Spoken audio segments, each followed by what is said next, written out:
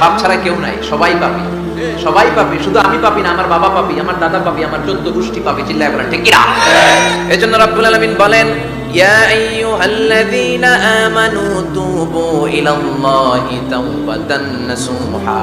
ও গোলাম, তওবা করো, তওবার মতো তওবা করলে তোমাদের জিন্দেগীর সব গুনাহ মাফ করে দিবে কে? কুল ইয়া ইবাদিয়াল্লাযীনা আসরাফু আলা আনফুসিহিম লা তাকনাতু মির রাহমাতিল্লাহ ইন্নাল্লাহা ইয়াগফিরুয যুনুবা জামিআ ইন্নাহু হুয়াল গফুরুর রহিম। সুবহানাল্লাহ পড়েন। আল্লাহ ডেকে বললেন, গোলাম, যারা জুলুম করেছো, নফসের উপর জুলুম করেছো, অন্যায় করেছো, পাপ করেছো, আমার রহমত থেকে নিরাশ হয়ো না। ক্ষমার মতো ক্ষমা চাইলে আমি তোমার জিন্দেগীর সব গুনাহ ক্ষমা করে দিতে পারি। চিল্লায় বলেন ঠিক কিনা? এজন্য মুমিন কখনো নিরাশ হয় না। আবার আল্লাহ বললেন, লা তাইআসু মির রাউহিল্লাহ, আমার রহমত